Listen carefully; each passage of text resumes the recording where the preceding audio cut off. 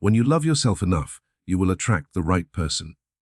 This truth does not emerge from shallow optimism, nor from the fleeting encouragements of simple affirmations, but from the deepest strata of the psyche, from that place within us where shadow and light embrace.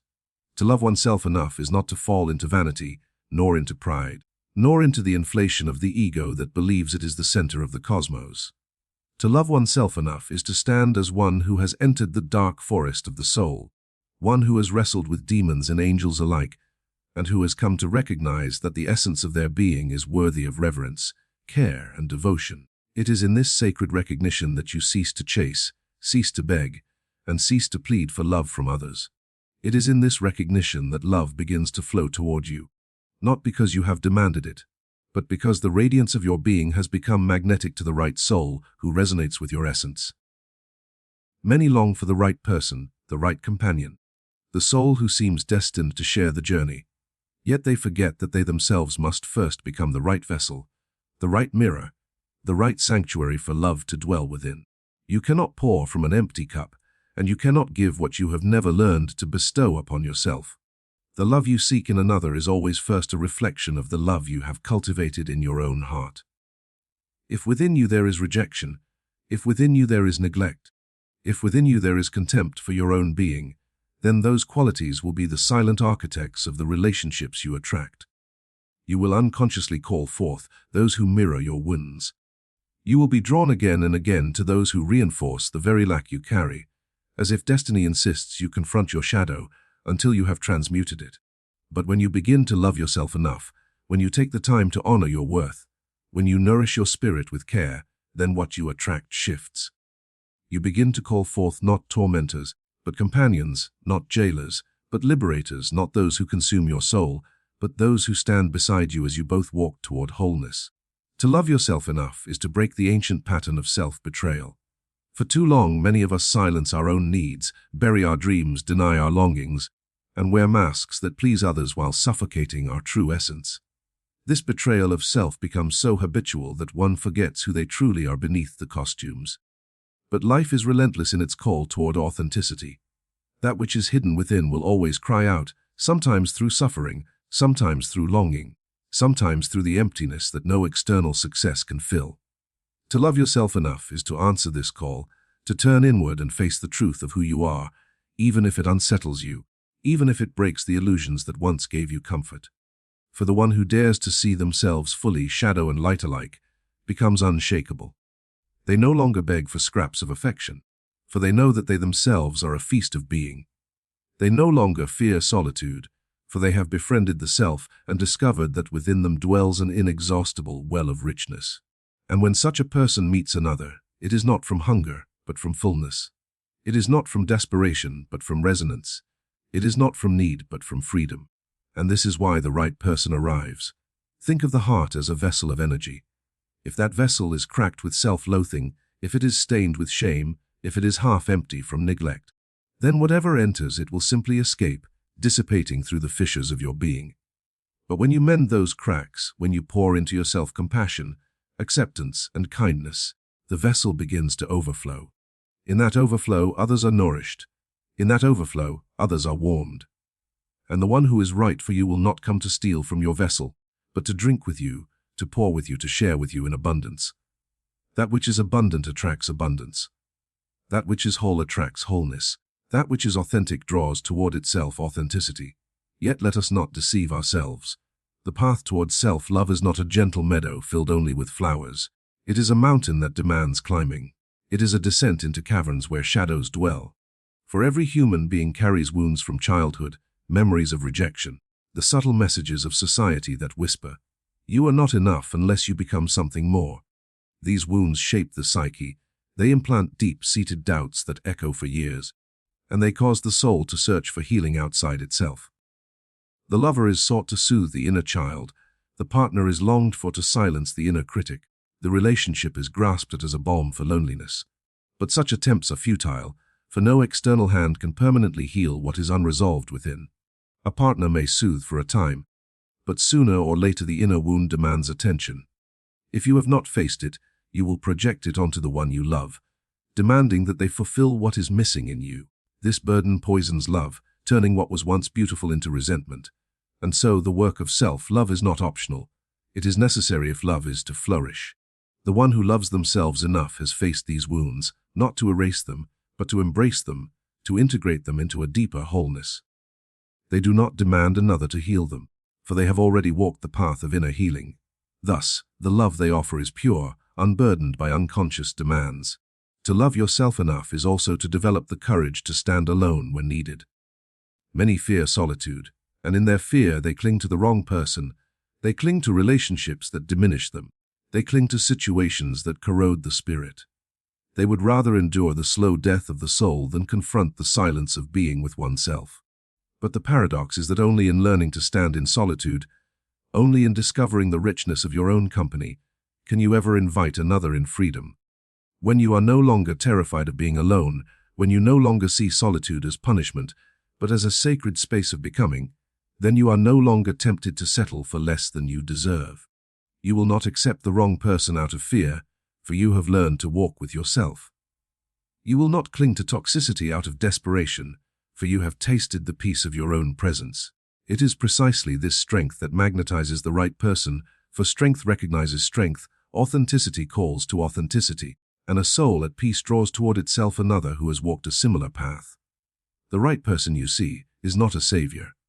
They are not one who arrives to complete you, for you are already complete when you have loved yourself enough.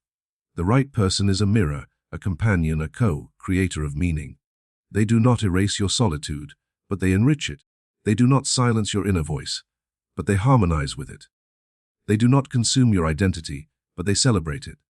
Only one who has loved themselves enough can recognize such a partner, for without self-love, the right person may stand before you and you will not see them. You will dismiss them, you will overlook them, you will even resist them. For the wounded self is more familiar with chaos than with peace, more drawn to the drama of the wrong person than to the quiet strength of the right one. And so, the task is not to search desperately for the right person, but to prepare yourself, to become the self who can receive them, to cultivate within you the love that will resonate when they appear. There is an ancient truth that the outer world is always a reflection of the inner world. If your inner world is in turmoil, if your heart is fractured with self-hatred, if your mind is clouded with unworthiness, then the relationships you attract will mirror this chaos. But when your inner world becomes ordered, when your heart becomes tender toward yourself, when your mind learns to speak words of encouragement instead of condemnation, then the outer relationships begin to shift as well. Life responds to the frequency you emit. Those who are aligned with your wholeness will find their way to you. Those who are not will drift away. It may feel like loss, but in truth it is liberation. Every person who leaves creates space for the one who is meant to enter. And when they do, it will not be because you chased them, but because you resonated with them on the level of soul. There is something deeply magnetic about a person who has loved themselves enough. Their presence carries an aura of quiet confidence, not boastful, not loud, but steady and grounded. They do not need to prove themselves, for they know their worth. They do not need to compete for attention, for they are content with who they are. They are generous in love, for they are not afraid of scarcity. They are compassionate, for they have learned to be compassionate with their own wounds. Such a person is irresistible, not because of external features, but because their spirit shines through. And when the right person encounters them, there is recognition, a resonance, as if two melodies join into a symphony. But this cannot occur until you yourself have become attuned to your own melody. If you are dissonant within, you will only attract dissonance without. The journey toward self-love is, in truth, a journey toward individuation, the unfolding of the self into its fullest potential. It requires facing the unconscious, confronting the shadow, integrating all aspects of the psyche into a harmonious whole. This is not easy work, but it is sacred work, and the fruit of this labor is not only inner peace, but also the capacity to attract relationships that are authentic, nourishing, and enduring. When you love yourself enough, you cease to chase illusions. You cease to believe that happiness lies only in the arms of another. You cease to beg for validation from outside. Instead, you carry within you a light that guides you, a love that sustains you, and from that place, you attract the right person, not because you need them to complete you, but because your completeness calls forth their own. To love yourself enough is to recognize that every soul carries within it a hidden spark of divinity, a spark that no failure, no rejection, no betrayal can extinguish. Yet too often we cover this spark with layers of shame, with the masks of conformity, with the dust of unworthiness. We learn from childhood to perform for affection, to contort ourselves for approval, to diminish our own truth so that others might accept us. This is the tragedy of forgetting who we are. But in the quiet moments, when the noise fades, when the roles slip away, that spark still glows. To love yourself enough is to return to this spark, to blow upon it with the breath of remembrance until it becomes a flame. That flame lights the path forward, and it is this flame that the right person will recognize in you. They will not be drawn to the mask, nor to the performance, but to the authentic fire that burns beneath. Only when you love yourself enough to let that flame shine without shame, without apology, without shrinking, will you stand visible to the one who is meant to walk beside you. There are those who spend years searching, wandering from one relationship to another, believing that the right person will heal the ache of their loneliness. Yet loneliness is not healed by another's presence. Loneliness is healed when you learn to befriend yourself. There is a loneliness that no lover can erase, because it is not the absence of others, but the absence of your own self. When you are estranged from yourself, no amount of companionship will fill the void. You may lie beside another at night and still feel hollow.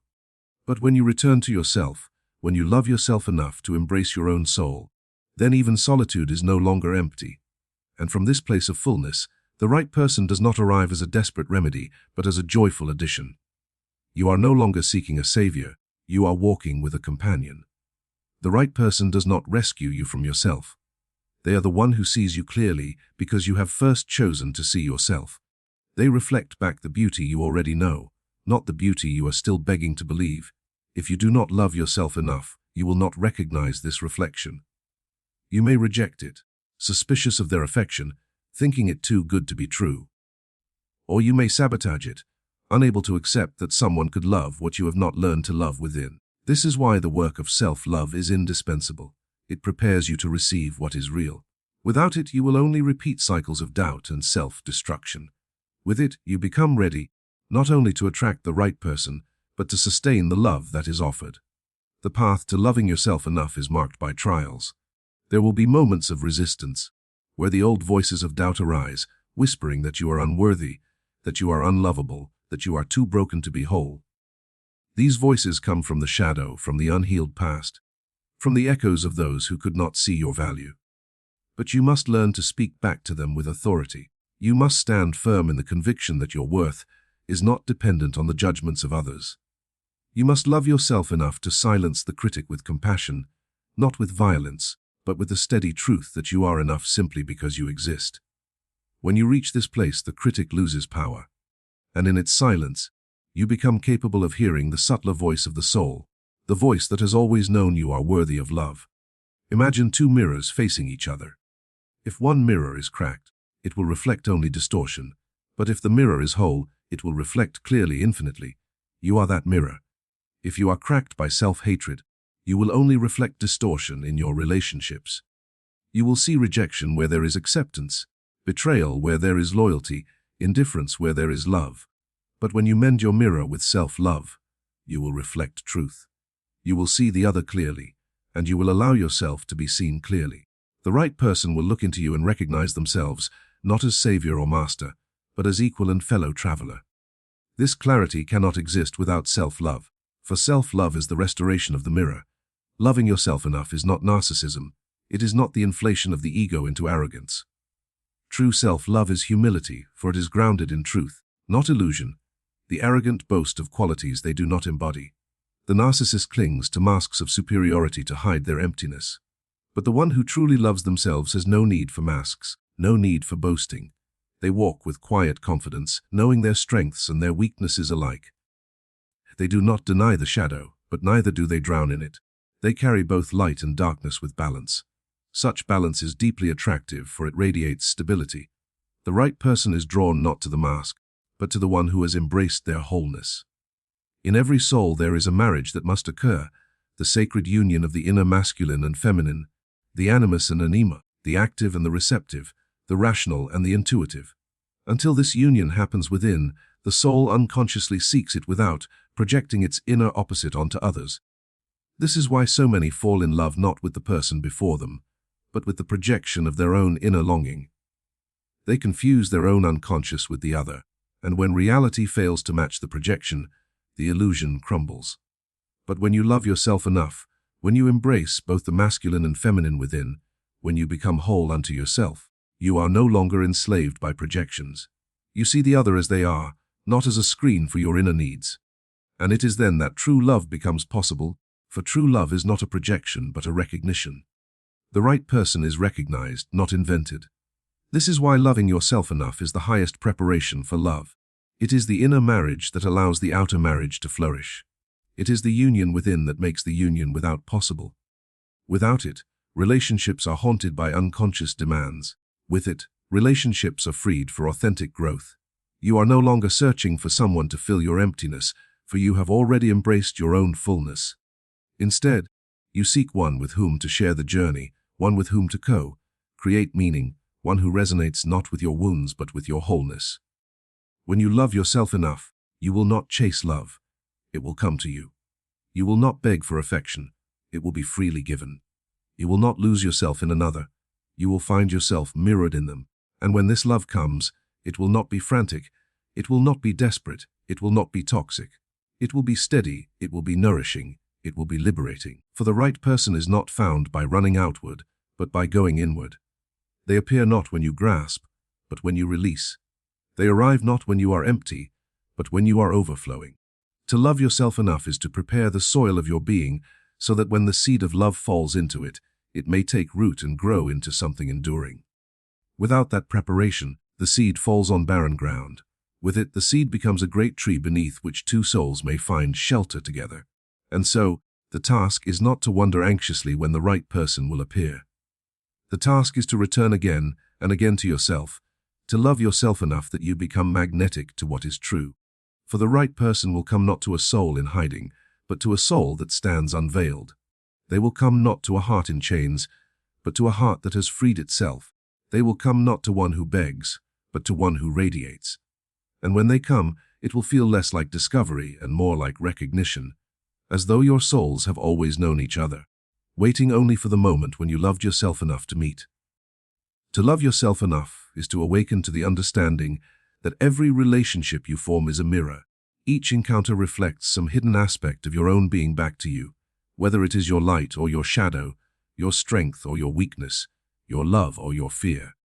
The world of human connection is a hall of mirrors, and to walk through it without self, love is to mistake every reflection for truth, to chase distorted images as though they were real, and to suffer the pain of illusions collapsing again and again.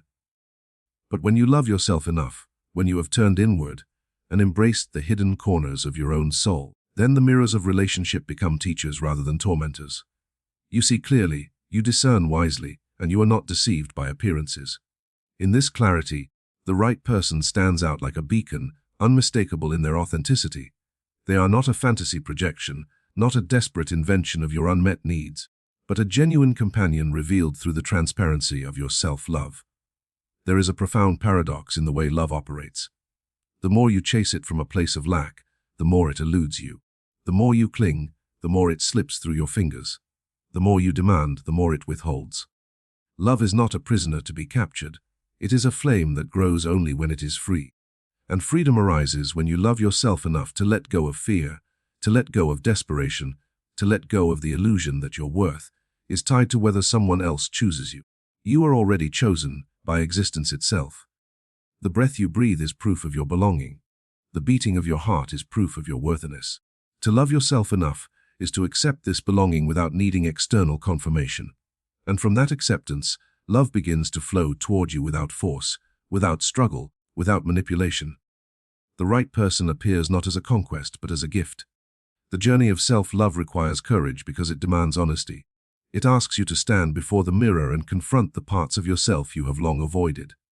The wounds of childhood, the insecurities buried deep, the fears that haunt your nights, all these must be faced. For as long as they remain unacknowledged, they will dictate your relationships from the shadows. You will seek partners who reenact the pain you have not healed. You will mistake familiarity for love, and you will confuse drama for passion. But when you bring light to these shadows, When you love yourself enough to face them without judgment, then you break the cycle. You no longer need to replay the old scripts. You open yourself to new possibilities, to relationships rooted not in trauma but in truth. And it is here, in this fertile ground, that the right person can take root beside you.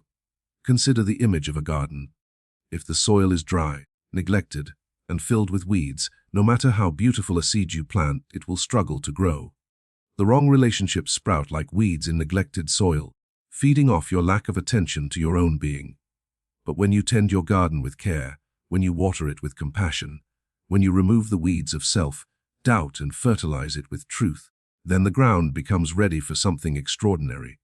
The seed of the right relationship, when it falls into this soil, grows effortlessly, naturally, into a tree that provides fruit and shade. Loving yourself enough is the tending of this inner garden. Without it, you are left at the mercy of whatever weeds take root. With it, you attract the growth that nourishes your soul. The right person is not recognized by how they dazzle the eyes or excite the senses for a fleeting moment. They are recognized by the way they feel like home to your spirit. They are recognized by the peace you feel in their presence, the way your soul expands rather than contracts around them, the way you can be both vulnerable and strong without fear of rejection. This recognition is only possible when you have cultivated such peace within yourself. If you are at war with yourself, peace will feel foreign. If you reject yourself, acceptance will feel suspicious. If you abandon yourself, loyalty will feel undeserved. And so, the right person may pass you by unnoticed, for you cannot recognize externally what you have not embraced internally. Loving yourself enough is what sharpens your vision to see love when it stands before you. Do not underestimate the power of your own energy. Every thought you hold, every emotion you nurture, every belief you carry radiates outward, shaping the field of your life. When you harbor self-hatred, when you dwell in unworthiness, when you constantly criticize yourself, you emit an energy of lack. And like attracts like, you will find yourself surrounded by people who confirm your low self-image, who treat you as you treat yourself, who mirror back your own rejection. But when you shift inwardly, when you love yourself enough to honor your worth, to speak kindly to yourself, to walk with dignity, then your energy changes. You emit an aura of self-respect, of confidence, of quiet power. And this energy is irresistible to those who resonate with it. The wrong people will fall away, unable to feed on your lack. The right person will be drawn to you, as naturally as rivers flow to the sea. Loving yourself enough also means setting boundaries, for love without boundaries is not love but chaos. Too often we mistake self-sacrifice for love, giving away pieces of ourselves until nothing remains. We allow others to cross lines, to take advantage of our kindness, to trample our dignity, because we fear losing them. But this is not love, it is fear disguised as devotion. When you love yourself enough, you know that your soul is sacred, and you protect it with clear boundaries. You do not allow toxicity to enter your life, no matter how lonely you feel. You do not tolerate disrespect, no matter how charming the source. You do not betray yourself to keep another. These boundaries are not walls but gates, opening to those who honor your soul and closing to those who diminish it. The right person will respect these gates, for they too have learned to guard their own sacredness. It is in this mutual respect that love flourishes. There will be those who argue that self-love is selfish, that to focus on yourself is to neglect others. But this is a misunderstanding born of fear. True self-love is the foundation of genuine love for others. You cannot pour compassion from an empty vessel. You cannot offer stability if you are in chaos. You cannot uplift another if you are drowning in your own rejection. Loving yourself enough fills you with the strength and tenderness needed to love others authentically. It is the root from which all healthy love grows. Without it, relationships are imbalanced, filled with unconscious demands and hidden resentments. With it, relationships are partnerships of equals, each bringing wholeness to the other without asking the other to fix what they themselves have neglected. Life itself responds to self-love. When you love yourself enough, opportunities appear, doors open, synchronicities occur. The universe aligns with the vibration of your worthiness. The right person is part of this alignment. They do not come as a random accident, but as a reflection of the energy you have cultivated. To prepare for them is not to chase, but to become. It is to embody the love you seek, to radiate the qualities you long for, to live already in the fullness of your being. Then, when the right person arrives, you will not be unprepared. You will not sabotage the connection out of fear. You will not cling to them out of insecurity. You will meet them as an equal, ready to give and receive in balance. To love yourself enough is to realize that you are both the question and the answer, both the seeker and the sought, both the lover and the beloved.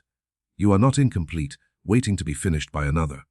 You are a whole being, walking a path that may at times intersect with another's, but never loses its own direction. When two whole beings meet, their paths intertwine in beauty, not in dependency. They walk together not because they cannot walk alone, but because they choose to share the journey. This is the love that endures, the love that uplifts, the love that transforms. It is not found in desperation, but in freedom. It is not born from lack, but from abundance. And it begins, always, with loving yourself enough to recognize the truth of who you are. When you love yourself enough, you stop chasing the ghosts of what you once thought love should be. You no longer run down endless corridors of need, hoping that someone will finally turn and hand you the key to your own heart. You realize, with a shock that feels like liberation, that the key has always been in your hand. You realize that the loneliness you feared was never emptiness, but a summons inward, a call to stand beside yourself as you would wish another to stand beside you. You realize that to love yourself enough is not an act of selfishness, but an act of courage, because it demands that you face yourself without disguise and choose, again and again, to stay. And when you stay, when you finally stop abandoning yourself, something miraculous begins to unfold. You discover that the love you have been begging for, the love you have been bleeding for, the love you thought could only come from another's eyes, was waiting in your own chest all along. You discover that when you treat yourself with reverence, the world begins to shift around you. The wrong people slip away, unable to survive in the radiance of your self-respect. The right person draws near, not because you went hunting for them, but because your wholeness became a beacon they could not ignore. The right person is not the one who completes you, for you are already complete. The right person is the one who sees the fire you have lit within yourself, and comes not to steal its warmth, but to add their own flame, until the two of you burn brighter together than either could alone. This love is not fragile, not frantic, not desperate. It is steady, rooted in truth, born of two beings who have already made the sacred vow to love themselves enough never to abandon their own souls again. So do not ask when they will come, or where they are, or how you will find them. Ask instead whether you love yourself enough to recognize them when they appear. Ask whether you have honored your own soul enough to receive what is true. Ask whether you have the courage to stand alone until love arrives in the form it was always meant to take. For the truth is simple, and it is eternal when you love yourself enough. The right person will not pass you by. They will find you as surely as dawn finds the night, as surely as the tide finds the shore, as surely as two flames recognize that they were born to burn together. Love yourself enough, and life itself will conspire to bring you the one who can meet you in the vastness of your own becoming.